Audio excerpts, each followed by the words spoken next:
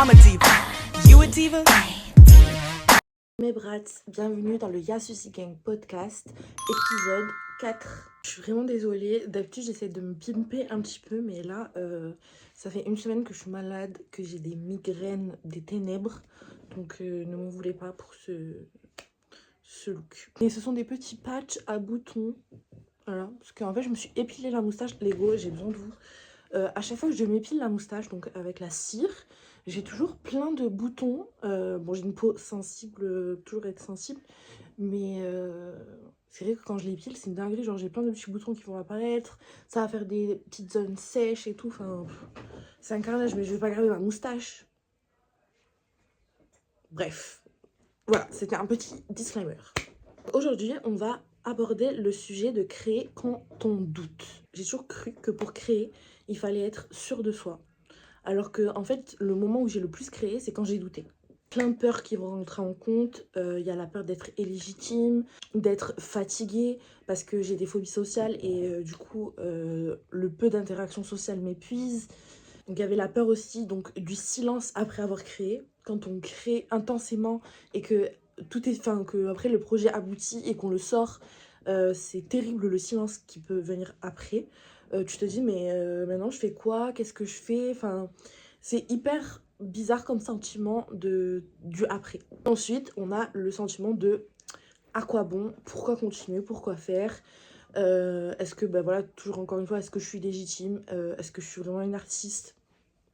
Avoir des doutes sur le fond économique que ça va te rapporter, parce qu'à la base, ben, on le fait par passion, mais c'est vrai que ben, il faut bien en vivre, il faut bien qu'on se nourrisse, il faut bien que tu aies un toit sur la tête. Donc tu vas avoir des doutes économiques, des doutes sur ta personne, sur toi-même, parce que généralement, ben, vu que tu es ton propre patron, c'est hyper dur d'avoir un recul et d'avoir confiance en soi pour tenir en main un projet et voilà, de le vendre. Enfin, tu vas avoir vraiment beaucoup de casquettes en étant artiste et donc du coup généralement auto-entrepreneur, pas forcément, mais voilà, en tout cas moi c'est mon cas. Est-ce que ce que je fais est bien donc à titre personnel, et est-ce que ce que je fais plaît aussi? Est-ce que les autres vont être intéressés par ce que je propose? Est-ce que les gens vont comprendre? Surtout quand on a vécu potentiellement du harcèlement quand on était plus jeune, que voilà, on n'a pas eu les top, les top piliers de la confiance en soi. C'est hyper compliqué d'être la tête froide en fait, d'avoir vraiment un point de vue omniscient sur tout. Le truc qu'il faut comprendre avant toute chose, avant de se lancer, c'est que le monde artistique, il n'est pas là pour te rassurer ou te sécuriser. Pour commencer, je vais commencer par te raconter mes propres expériences personnelles, on va dire professionnelles et du coup artistiques. Du coup, comme je l'avais expliqué dans la vidéo, dans l'épisode 2, je crois, du coup, j'ai fait une phobie scolaire. Donc, bon, déjà, j'ai un parcours scolaire catastrophique. J'avais des mauvaises notes, j'étais dyscalculie, je pense que j'étais un tas d'autres choses, mais bon, bref. Donc voilà, j'avais beaucoup de mal à l'école. En plus, j'étais dans une école prestigieuse qui demandait donc un niveau supérieur, on va dire, à la moyenne. Et pour moi, je pataugeais complètement. En plus, ça ne m'intéressait pas. Enfin, il n'y a que l'histoire, donc j'adore l'histoire. Il n'y a que l'histoire qui me passionnait. Et généralement, j'ai eu de très bons profs d'histoire. Voilà, j'ai adoré les profs d'histoire que j'ai eus.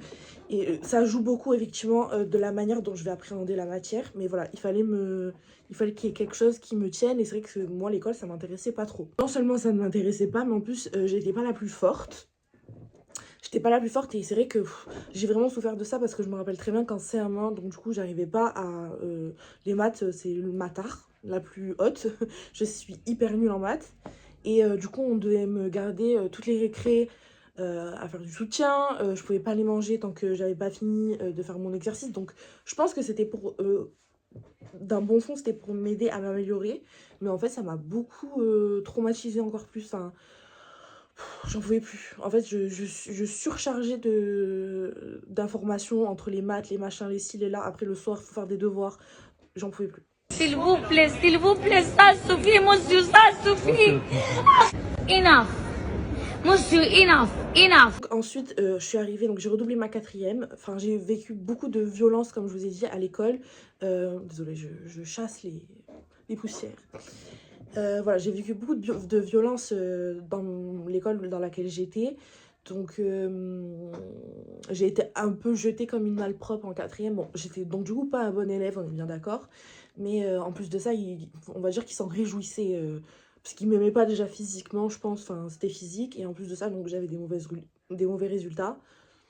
Donc pour eux, c'était l'aubaine de pouvoir me faire du mal et avoir un critère de haine, en disant que j'étais nulle à l'école, que j'allais rien faire de ma vie, que j'allais finir sur les trottoirs, enfin des phrases vraiment très violentes.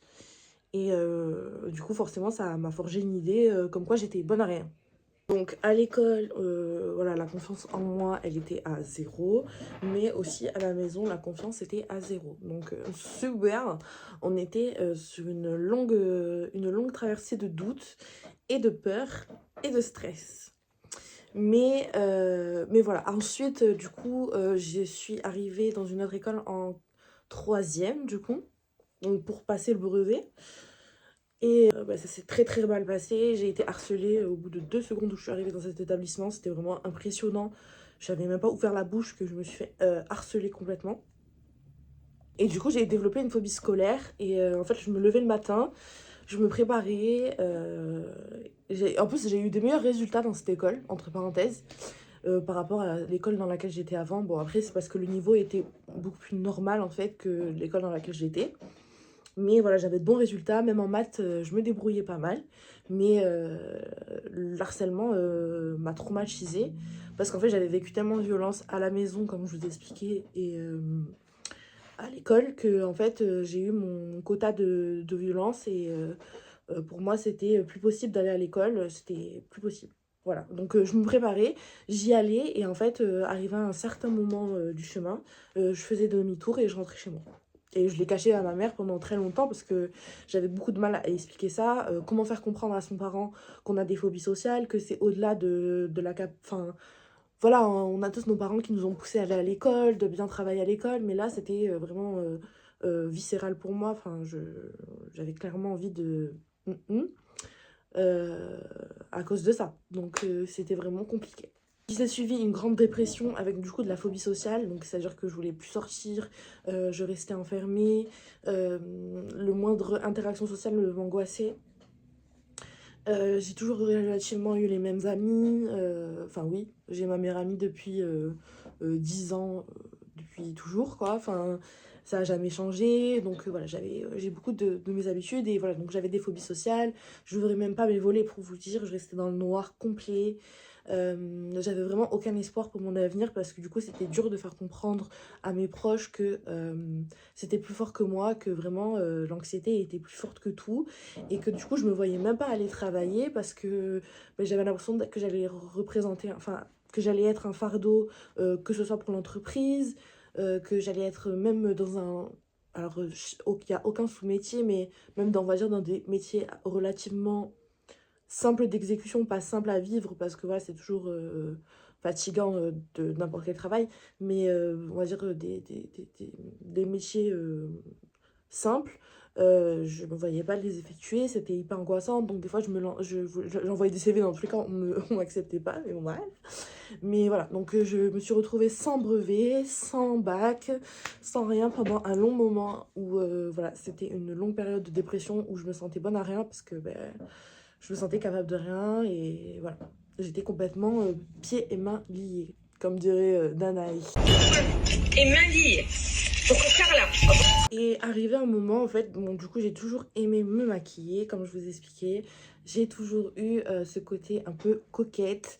Et j'ai toujours aimé la mode aussi. Enfin, moi, je vous parle beaucoup du maquillage, des ongles, mais j'adore la mode aussi. Enfin, il y a tout cet univers qui regroupe l'esthétique que j'adorais. Et arrivé un moment, mon père a, je pense, voulu faire un pas vers moi, vu les conflits qu'il y avait. Et bon, moi, je l'ai pas perçu comme ça, mais j'ai plus senti que c'était une manière d'avoir un contrôle sur moi, puisque je ne voulais plus rien avoir avec lui. Mais voilà, il a essayé de, on va dire, m'appâter comme ça, en voulant me payer une école donc de maquillage. En sachant qu'il était totalement contre le maquillage, enfin voilà, je vous ai déjà parlé de ses idées. Mais vu que voilà, il a voulu faire un pas vers moi, il m'avait proposé ça et moi au début j'ai pas accepté. Et c'est avec ma maman du coup qui se sont mis d'accord. Et en fait, la veille au lendemain, on m'a dit tu vas dans une école de maquillage. Donc du coup moi c'était très très très angoissant, mais en même temps j'étais super contente. Euh, du coup, bah, la rentrée se passe et il y avait des jeunes filles avec moi avec qui ça s'est super bien passé. Bah, du coup, certaines sont devenues mes amies, donc ça m'a permis de me faire des amis. Et je me suis rendu compte bah, que j'ai été quand même assez forte. Enfin, c'est surtout les autres qui m'ont fait ressentir que j'étais douée dans ce que je faisais. Parce que moi-même, moi je suis arrivée et j'étais naturelle, on va dire, de ce que moi je faisais tous les jours, me maquiller, enfin tout ce que j'avais appris euh, de manière autodidacte. Et du coup, là, on rentrait dans un truc un peu plus professionnel. Ça m'a fait un truc nostalgique aussi, du coup, de repartir dans un truc un peu scolaire. Et au début, ça m'a beaucoup angoissée, mais au final, bah, ça s'est bien passé. Mais effectivement, du coup, moi, j'ai passé à peu près 2 ans d'école de maquillage, parce que du coup, j'ai passé mon diplôme de beauté, image, comment on dit? Conseiller en image, etc. Donc pendant un an. Pendant un an, j'ai fait donc beauté et conseil. Et pendant un autre an, j'ai fait effets spéciaux. Donc durant ces... Donc on a commencé... Enfin, la beauté, par exemple, on va commencer par la beauté. Donc ça commence par des cours, etc. Donc déjà, il fallait que je me lève tôt, en sachant que j'étais donc dépressive. Donc j'avais beaucoup de problèmes avec le sommeil, je faisais des insomnies, parce que du coup, j'arrivais pas à dormir. Enfin, il y avait plein de choses qui rentraient en compte, mais en tout cas, j'étais déterminée. Je doutais beaucoup, mais au final, j'étais beaucoup déterminée. Et du coup, ça se passait bien, je faisais mes petits cours et tout. Et on avait parfois donc l'occasion de pouvoir s'exercer sur le terrain. Donc avoir des mini-jobs, euh, etc. Donc je vais vous dire clairement comment moi je l'ai vécu. Donc moi ça a été très compliqué pour moi euh, de maquiller en fait les autres. Parce que me maquiller moi c'était inné. Et les gens que j'aime, j'avais l'impression vraiment de rentrer dans leur sphère intime et qu'ils rentraient eux-mêmes dans ma propre intimité, dans ma propre sphère, ma bulle. Et en fait, mes sens étaient complètement décuplés. J'allais beaucoup transpirer, enfin, j'allais avoir des bouffées de chaleur en fait. Je tremblais, j'étais plus capable en fait d'effectuer le travail comme bon me semblait. C'est-à-dire efficace, agréable, tout ça, parce que j'étais tellement tétanisée à l'intérieur de moi. Euh, c'est hyper dur à expliquer quand même pour quelqu'un qui n'est pas à ma place. Ce qu'on peut ressentir dans ces moments-là, mais c'est une crise d'angoisse en fait, en plein travail quoi. Et donc, quand tu maquilles en plus, bah, il faut quand même tenir une conversation sans trop la tenir, en laissant de l'espace aussi à ta cliente. Enfin, c'est beaucoup de choses qu'il faut savoir doser. Et c'est vrai que moi-même, pour ma propre personne, bah, j'ai du mal. Donc, forcément, quand tu as des phobies sociales, l'exécuter sur les autres, c'est encore plus dur. Et j'avais pas forcément vu ça sous ce prisme. Donc c'est pour ça que c'est toujours hyper important de quand même se lancer, de quand même tester, parce que au moins tu es sûr de ce que tu avances et de ce que tu vas pouvoir procurer dans ton travail. J'ai aussi eu la chance du coup de participer au Energy Music Awards, donc de maquiller, j'ai pas maquillé moi personnellement des stars, j'ai maquillé plutôt les danseurs, comment on dit, les personnes des orchestres. Voilà, il y avait beaucoup de ça. J'ai certaines de mes copines qui ont maquillé quelques célébrités.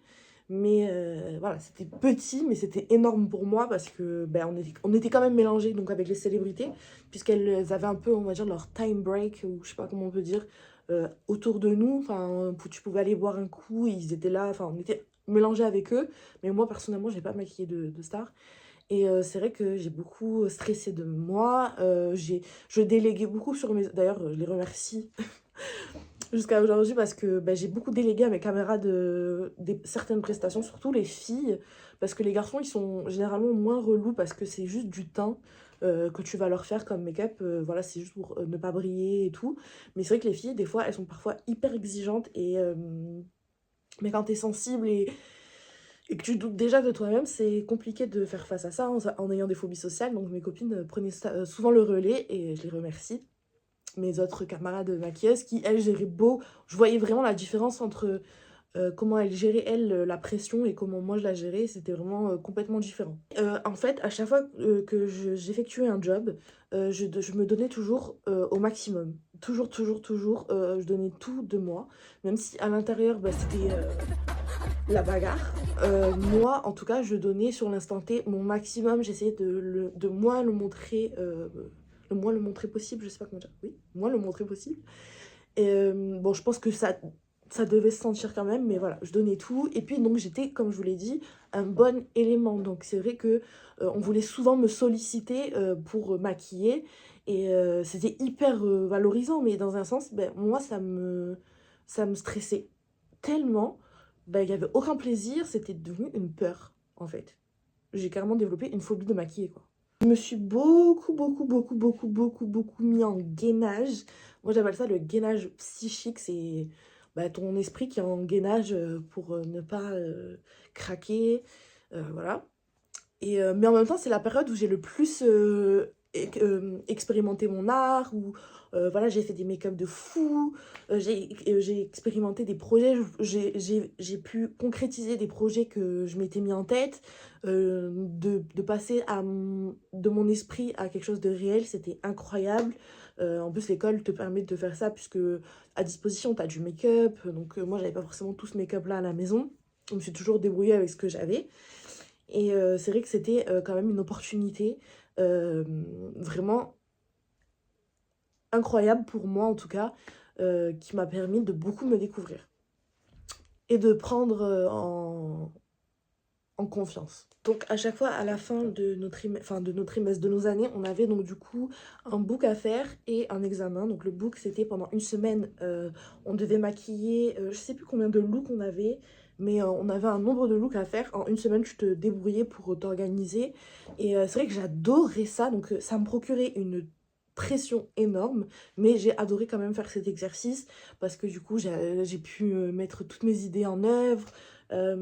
C'était un peu j'aime bien dire que j'aime bien le travail de metteur en scène parce que ça regroupe beaucoup de choses. Ça peut regrouper les costumes, tout le décor qu'il y a autour, les musiques, tout ce qui va créer l'œuvre en fait. Et j'adore ça. Et du coup là c'était un peu voilà, un shooting où on avait un thème pour chaque make-up et il y avait quand même une liberté de ce que nous on voulait faire. Et du coup c'était vraiment trop bien, je me suis régalée. Et, et vraiment, je me suis régalée. Mais en fait, j'ai tellement tout donné qu'à un certain moment, et on va en parler, c'est le thème de mon podcast de la semaine prochaine. On va parler aussi de ce qu'on ne nous dit pas dans le monde artistique. Donc je pense que je vais pas en parler dans cette vidéo. Mais malheureusement, j'ai aussi vécu des choses pas cool dans cette école. À travers mes jobs, etc. Et je pense que je rentrerai plus en détail la semaine prochaine. Et j'espère pouvoir inviter une autre maquilleuse avec moi pour parler de ça, pour qu'il y ait deux avis différents. Donc il faut que je lui demande, je ne vais pas demander encore, mais il y aura peut-être une invitée la semaine prochaine. Et donc je pense que je vais pas rentrer dans ça, mais c'était juste pour vous dire que j'ai beaucoup été en gainage psychique et j'en ai fait carrément un burn-out. Donc le burn-out, c'est quoi clairement? Comment je l'ai ressenti? Donc je suis repartie en phase de dépression. Je n'ai plus eu la capacité de créer, que ce soit même maquiller moi à titre personnel, genre. Je voulais plus rien entendre du maquillage, je supportais plus, ça m'avait saoulée. Ça m'avait clairement saoulée. En plus, après, il y a eu une era un peu clean girl qui a vraiment effacé tout ce que j'aimais à la base dans le maquillage. Donc, il n'y avait même pas de truc qui me tentait en plus. Et vraiment, genre, la petite flamme à l'intérieur de moi qui me faisait vibrer pour le maquillage, ben, complètement éteinte. Complètement éteinte. Et je me suis dit, putain. Donc là, j'ai fait 2 ans de maquillage. En plus, je suis douée. Enfin, c'est joli ce que je fais. Mais en fait, je suis terrorisée de faire ça et je veux plus faire ça. Donc, comment je fais? Voilà, je me retrouve en fait à la case départ après avoir tout donné. Après tout ça, il m'est arrivé une petite crise économique où j'avais plus d'argent. Et en fait, je pouvais plus me faire mes ongles. Parce qu'à l'époque, j'allais voir une prothésiste ongulaire et tout, qui faisait du gel. Et c'est vrai qu'à chaque fois, j'allais la voir avec des projets complètement farfelus. C'était pas autant démocratisé le nail art comme aujourd'hui. Déjà que, bon, je vais faire une vidéo vendredi, je pense, sur Insta où justement je vous parle un peu des ongles des célébrités. Et de vous montrer un peu que, bon, j'aime pas tous les nail art, tu vois. Il y a des nail art qui sont un peu boring. Ils sont un peu... voilà, que j'aime pas trop. Je me rappelle ma prothésiste ongulaire, en tout cas, bon, des fois elle avait la flemme, mais je sais qu'elle mettait tout son cœur à chaque fois à me faire une pose que j'aimais. Je ramenais moi-même mes décors, je me rappelle, parce qu'elle, elle les avait pas forcément, parce que c'était pas ce que la clientèle lui demandait. Et je venais avec mes projets et tout, et elle me faisait mes ongles. Et en fait, à un moment donné, je me suis dit, mais pourquoi je ferais pas les ongles? Parce que j'ai toujours aimé ça, j'ai toujours kiffé ça, depuis que je suis toute petite. Pareil, autant que le maquillage, autant que la mode. Et je me dis, bah tiens, je vais essayer les capsules américaines pour moi-même. Genre, c'était vraiment à titre personnel. Et je me fais une première pause et je dead. Mais vraiment, je dead. Bon, je dead. Disons que je me débrouille super bien. Genre, je me fais une French, je me mets des bling bling. Enfin, pour une débutante, genre, je commence sur une pause quand même extravagance, tu vois. Et du coup, je commence à me lancer dans ça. Je l'ai fait à une copine à moi qui s'appelle Alice. Je te fais des bisous. Et je commence à lui faire. Et elle avait du coup... Non, mais parce que justement, Alice est un élément très déclencheur. Alice est un élément déclencheur parce que du coup, elle a fait l'école de maquillage avec moi. Et elle, du coup, elle est maquilleuse. Et à l'époque, elle avait voulu se lancer dans les ongles, mais à l'époque. Et je sais plus comment c'est fait. Je crois qu'on en a discuté tous les deux. Mais je me disais, moi, j'ai plein de trucs et tout pour se faire les ongles et tout. Et au début, elle m'a passé quelques couleurs. Je crois qu'elle m'avait passé des capsules américaines. Mais je crois que j'avais acheté aussi des trucs. Je me rappelle plus. Mais en tout cas, au début, elle m'a donné plein de petits trucs. Et au final, elle a fini par tout me donner. Parce qu'elle m'a dit, je ne m'en sers pas. Donc, ça avait été une chance incroyable. Elle m'avait passé une ponceuse. Elle m'avait passé donc du coup des lampes. Plein de vernis. Vraiment, elle m'avait donné tout ce qu'il fallait pour, en tout cas, pour bien commencer, tu vois. J'avais pas besoin d'investir énormément. Et donc ça m'a permis du coup de me concentrer sur les ongles. Donc grâce à elle, j'en suis là. Et du coup, je me suis consacrée aux ongles. Je lui ai fait ses ongles aussi. Au début, je le faisais que sur moi et elle. Après, j'ai commencé sur ma maman. Enfin, voilà. Petit à petit, en fait, j'ai commencé à m'exercer, faire des press-on nails. Et puis, j'ai commencé à avoir mes premières clientes de manière autodidacte. Du coup, parce que j'ai pas été formée. J'ai été formée par la suite, mais pas en pose américaine, mais à éliamage en pose gel classique, quoi, débutante. Et du coup, j'ai appris de manière autodidacte. Comme vous le constatez, le fait de douter, donc du coup, ma grande période de doute à chaque fois, m'a fait faire des trucs de fou, au final. Donc, je remarque qu'en fait, quand je doute, je me cache beaucoup. Je vais me cacher je vais hiberner, on va dire, pendant un laps de temps. Et puis d'un coup, je vais sortir de ma tanière et je vais te sortir un banger. Je remarque que c'est dans les moments où je doute le plus que je crée le plus. Alors, peut-être pas de manière physique, mais en tout cas, je vais créer dans ma tête. Et puis après, le projet va éclore au fur et à mesure. Et du coup, ça, c'était pour vous expliquer un peu mon parcours artistique. Du coup, la seule expérience professionnelle, entre guillemets, que j'ai, elle est artistique. Donc voilà, c'est les seuls exemples professionnels que j'ai. Là, du coup, j'ai douté et au lieu d'abandonner, ben, je me suis dit, ben, je vais faire les ongles, je vais faire autre chose que j'aime. Et ce qui est bien avec les ongles, du coup, c'est que c'est plutôt à distance. Bon, je me suis rendu compte que là, j'aimerais vraiment faire que des press-on nails, je vous dis la vérité. Et garder seulement quelques clientes qui m'ont toujours été fidèles et avec qui ça se passe super bien, en fait, avec qui je suis à l'aise. Et leur donner des rendez-vous sans hésitation. Bon, là, en ce moment, malheureusement, j'ai un problème, enfin, j'ai un dégât des eaux, je sais pas comment on peut dire ça, dans ma chambre, donc qui est mon institut. Et du coup, je peux pas vous accueillir pour l'instant. Mais voilà, c'est vrai que c'est un projet que j'ai de vouloir me professionnaliser vraiment que dans les press-on nails. Et c'est pas contre vous parce que j'ai passé vraiment de très bons moments avec toutes mes clientes. J'ai pas d'expérience... En tout cas, dans les ongles, j'ai pas vraiment d'expérience néfaste parce que je pense que le maquillage m'a beaucoup appris. Et du coup, je sais comment me placer face à une cliente. Donc, j'ai jamais eu de trucs, on va dire, traumatiques avec les ongles. Mais quand même, je sens que ça peut, à l'usure, me dégoûter des ongles, me faire douter de moi. Je doute beaucoup de ce que j'ai, de ce que je fais. Est-ce que c'est bien? Est-ce que c'est professionnel? Est-ce que... Voilà, c'est vraiment une quête éternelle sur le doute et de qui on est, de ce qu'on produit, de ce qu'on fait. Mais je pense que c'est aussi un moteur hyper important pour la créativité, d'être dans le doute. Parfois, comme je vous disais, créer de manière artistique, c'est aussi y penser, avoir des réflexions, prendre du recul. Du coup, même si ça peut prendre énormément de temps, parfois il va en découler quelque chose d'extraordinaire, des projets les plus fous. C'est le moment où tu as les meilleures idées. C'est sûr que sur le moment, tu vas avoir l'impression d'être une boupe, mais en fait, c'est pas le cas. En ayant cette pression-là, en ayant toute cette pression, ce stress, inconsciemment, tu travailles en fait. Ton cerveau va te forcer à avoir des idées, à avoir des idées de création. Donc, pour moi, c'est vraiment... Le doute, c'est vraiment un moteur. Voilà. Pour moi, le doute, c'est un moteur. En fait, le doute, ça t'aide à être perfectionniste, en tout cas à affiner ton travail, à affiner tes idées, à prendre donc du coup, comme je vous ai dit, du recul, à observer, mais vraiment de manière open mind et sans jugement, et vraiment observer tout et n'importe quoi.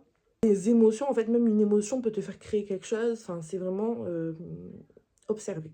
Plutôt être attentif, en fait. Observer, pour moi, quand je dis observer, c'est être attentif à ce qui nous entoure et ce qu'on consomme. Aussi, le doute maintient une forme d'éthique intérieure. Je m'explique, quand je doute, par exemple quand j'ai douté dans le maquillage, c'est que j'ai senti que j'étais pas en accord avec mon corps, avec mes émotions, avec mon passé, et que du coup ça allait pas fonctionner. Donc le doute m'a fait avancer sur mon éthique personnelle, sur comment j'allais me traiter dans le futur, et j'ai décidé de me prioriser, de faire passer ma santé mentale avant tout, ma santé aussi physique du coup parce que ça va avec, et de toujours faire passer ça en premier. Et dans tous les cas, en fait, le sentiment il est le même. Je vois que je suis douée quand même dans tout ce qui est artistique, mais en fait, qui procure aussi quand même des émotions aux autres. Donc même si c'est paradoxal, vous allez voir, il y a beaucoup de trucs paradoxaux. Déjà, ce qui est paradoxal, c'est du coup de vouloir faire plaisir aux autres, d'émerveiller les autres, rendre de la joie aux autres, mais en même temps avoir peur des autres, avoir des phobies sociales, avoir un quota de sociabilisation. Mais en même temps, c'est ce qui me fait vibrer et c'est ce qui me fait du bien. Donc, j'essaye vraiment de allier les deux et de faire quelque chose de stable et d'équilibré, en tout cas pour moi. Dans le monde aussi de le monde artistique, on te dit d'être libre, d'être performante, donc libre et performante, aussi d'être singulière, mais être lisible. Donc en gros, tu te perds aussi dans, comme je vous ai dit, l'era de la clean girl et tout. Des fois, ça te met des coups de massue aussi, parce que du coup, tu te dis, ok, donc qu'est-ce que je fais? Est-ce que je fais quelque chose qui va fonctionner, quelque chose que les gens vont aimer, et donc du coup, je perds de mon identité?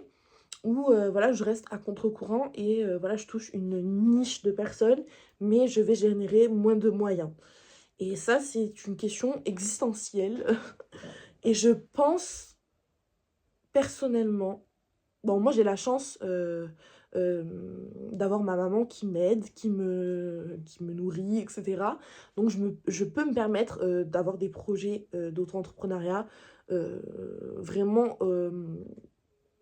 affiné à ma guise, c'est-à-dire que voilà, moi j'aimerais me mettre dans le pressing, mais en fait je suis pas dans l'urgence parce que justement ma mère m'apporte cette béquille là, et d'ailleurs c'est une chance énorme pour que justement je développe au maximum ce qui me fait plaisir et dans lequel je vais être la plus heureuse. Je comprends aussi que pour d'autres personnes c'est plus dans l'urgence et du coup c'est beaucoup plus compliqué tout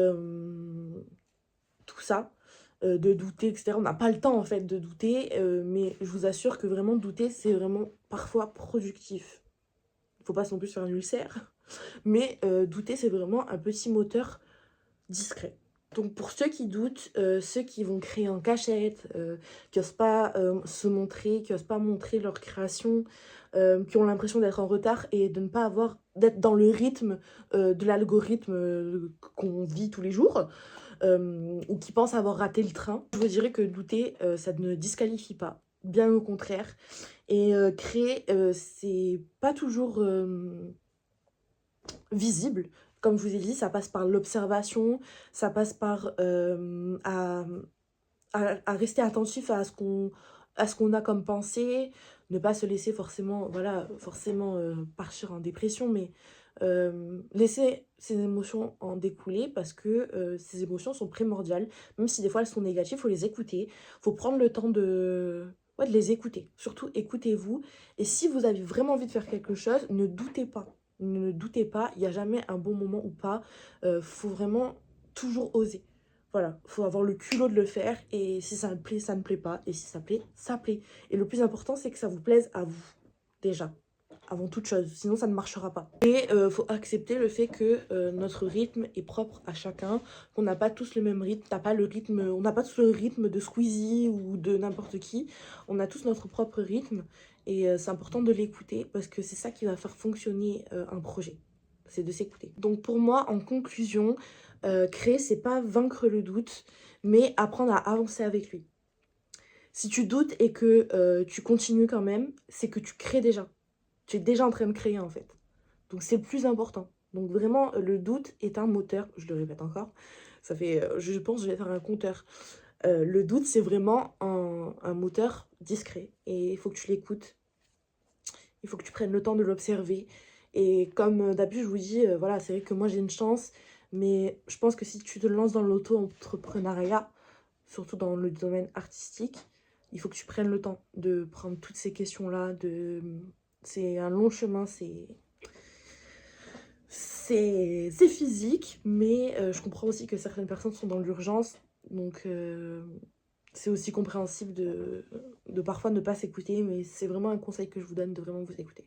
Voilà, on arrive à la fin de ce podcast. J'espère que ça vous a plu. J'ai vraiment hâte du podcast de la semaine prochaine, parce que j'espère que j'aurai du coup cet invité-là que j'aimerais faire venir.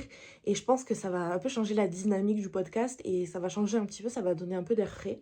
Donc j'ai vraiment hâte. J'ai aimé parler de ça avec vous. Et du coup, c'est un peu, on va dire, une partie 1, je trouve, du podcast de la semaine prochaine. Donc voilà, c'est pour vous mettre dans le bain. Donc en tout cas, je vous fais de gros bisous et je vous dis à mardi prochain.